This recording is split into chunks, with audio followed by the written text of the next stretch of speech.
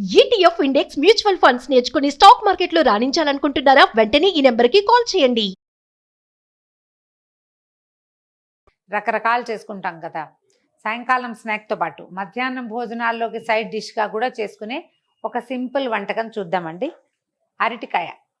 వెంటనే బజ్జీ తడుతుంది మనకి. అరటికాయ బజ్జీలు చాలా ఫేమస్ కాదు, అరటికాయ వడలు అరటికాయతోటే. ఇప్పటికి ఎప్పుడో ఎన్నేళ్ల క్రితమో కాకినాడలో ఉన్న మా వారి కజిన్ బ్రదర్, మా తమ్ముడు వాళ్ళ ఇంటికి వెళ్తే అమ్మాయి తను చేసిందనమాట అరటికాయ వడలు. చాలా ఇంట్రెస్టింగ్గా ఉన్నాయి. ఆ తర్వాత ఎప్పుడు చేసుకునేవాళ్ళం. ఓ 2-3 అరటికాయలు తీసుకోండి, మీ అవసరాన్ని బట్టి 3 అరటికాయలు తీసుకుంటే ఫ్యామిలీకి సాయంకాలం స్నాక్స్ సరిపోతుంది. ఈ కాయకి తలా తోక కట్ చేసేయండి. కట్ చేసి 3 లేదా 4 ముక్కలుగా కాయ సైజుని బట్టి ఇవి ఉడికిచ్చేసుకోవాలి. మనం ఉడికిన అరటికాయతోటి వడ చేసుకుంటాం అనమాట. ఈ అరటికాయలని ఉడికించేటప్పుడు మనం కుక్కర్లో పెడతాము. కుక్కర్లో డైరెక్ట్గా పెట్టేయచ్చు. కొంచెం నూనె వేయకపోతే ఈ అరటికాయల్లో ఒక రకమైన జిగురు ఉంటుంది చూడండి, అది గిన్నె అంచులకి పట్టేస్తుంది. ఇక సచ్చినా వదిలిపెట్టదండి. ఎన్ని రోజులు తోమాల్సి వస్తుందో దాన్ని. అరటికాయని నీళ్ళల్లో వేసేసేయండి. ఒకవేళ పెద్ద కుక్కర్లో మీరు స్టీమ్ చేయదలుచుకుంటే కనుక ఏ గిన్నెలో స్టీమ్ చేయదలుచుకున్నారో దానికి కొంచెం నూనె రాసాకే అరటికాయ ముక్కలను అందులో పెట్టండి. లేకపోతే అసలు ఆ జిగురు వదలనే వదలదు. మామూలుగా 3 విజిల్స్ వచ్చేదాకా స్టీమ్ చేసి మనం అన్నం వండుకున్నట్టే అనమాట. ముక్కలు ఉడికిపోవాలి అంతే. మూత పెట్టేద్దాము. మూత పెట్టి 3 విజిల్స్ వచ్చాక ఆఫ్ చేసేయండి. చల్లారాక కాయలు వాటిని ముక్కల్ని నీటిలోంచి తీసేసేయటము, తోలు వలిచేసుకోవటమే అనమాట. అరటికాయ ముక్కలు ఉడికిపోయినాయండి. కొంచెం వేడిగా ఉంది కదా, కాస్త చల్లారుతుంటే మీరు తోలు తీసేయచ్చు.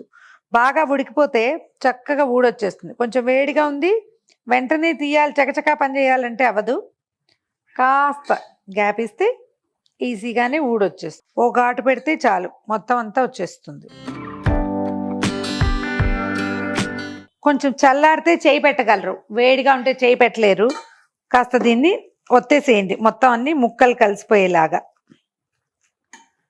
ఇది లేపైనా పర్వాలా, మనం గరిటెతోటో పప్పు గుత్తితోటో చేతితోటో దీన్ని చక్కగా మ్యాష్ చేసేయటమే. ముద్ద చేయాలన్నమాట. దీన్ని ముద్ద చేశాక దీంట్లో ఏమేం వేయాలో చూద్దాం. ఒక 3-4 స్పూన్ల బియ్యపిండి,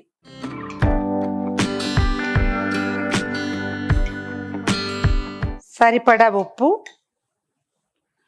కొంచెం కారం. కాస్త రంగు వస్తుంది కారం వేస్తే. మనం ఎలాగో పచ్చిమిర్చి వేస్తాం.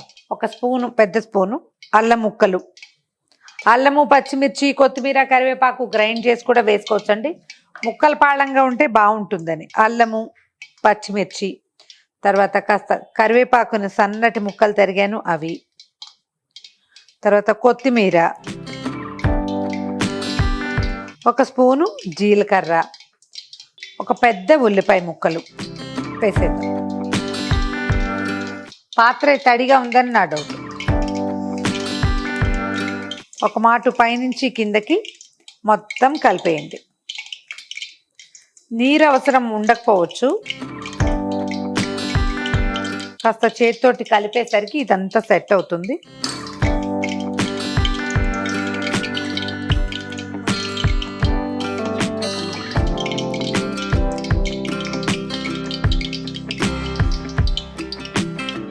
దీంట్లోకి ఇంకా సోడా లాంటివి ఏమి అవసరం ఉండదండి, డైరెక్ట్గా వేసేసుకోవచ్చు. మీకు ఏమైనా ఇంట్రెస్ట్ ఉండి అవి ఇంకా ఫ్లఫీగా రావాలంటే వేసుకోవాలి, కానీ లేకపోతే ఏమి అవసరం ఉండదు. చక్కగా కరకరలాడుతూ వేగుతాయి. పిండి ఆ శాంతం కలిపేసేయండి. నూనె కాగిందో లేదో చూద్దాము. నూనె కాగిపోయింది. కొంచెం సిమ్లో పెట్టి వీటిని ఒక్కసారి తడిచేయి చేసుకుని ఉండలు చక్కగా ఉండలు చుట్టి పెట్టేసుకుంటే ఒక ఉండ తట్టి మనం మసాలా వడ ఎలా వేసుకుంటాము అట్లా వేసేసుకోవటమే. ఇలా మీరు కందని కూడా చేసుకోవచ్చు.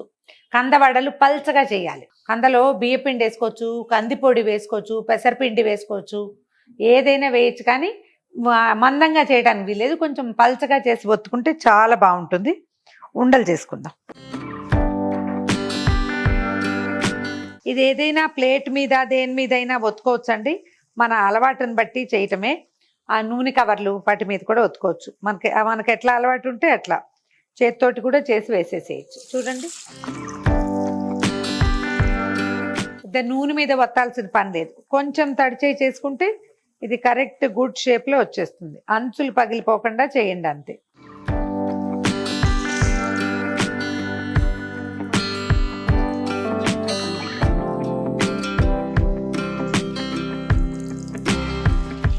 నాకేం అక్కర్లేదు, ఎలాగైనా వేయగలను అని చెప్పేలాగా ఉండాలి తప్ప అలా ఉంటేనే చేస్తాను అని అనుకోకూడదు. వంటలో కొన్ని వస్తువులు లేకపోయినా ఏం పర్వాలేదు, చేసేస్తాం మనం.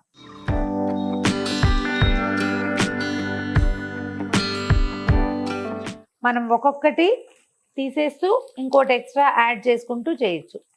ఇంకొంచెం ముదురు రంగు రానివ్వచ్చు. ఇది చూడండి క్రిస్ప్గా ఉంది కదా, ఇంకొక నిమిషం ఉంచితే లోపల నుంచి కూడా క్రిస్ప్గా అవుతుంది.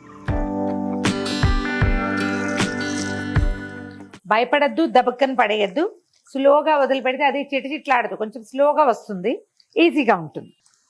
ఫస్ట్ వేసింది తీసేద్దాం, మనకు కనపడుతూ ఉంటుంది. ఇది తేలింది చూడండి, తేలింది ఎలా గలగలలాడుతుందో చూడండి. ఇప్పుడు ఇందాక వేసింది ఇదిగో ఇది. వంట ఏమి బ్రహ్మ విద్య కాదండి, ఏదైనా సరే చేస్తుంటే అదే వస్తుంది. లాస్ట్ వాయి వేస్తున్నాము. ఇది చూడండి, చేత్తో ఇలా సింపుల్గా ఒత్తేసుకోవచ్చు. ఎవరైనా సహాయం ఉంటే ఇంకా ఈజీగా ఉంటుంది. కొంచెం బాగా క్రిస్ప్గా వేగేదాకా ఉంచండి. వెంటనే చకచకా తీసేస్తే లోపల వేగదు, కొద్దిగా సమయం ఇవ్వాలి. పైకి తేలిన తర్వాత కాసేపు నిదానంగా వేగనిచ్చి తీసుకోవాలి.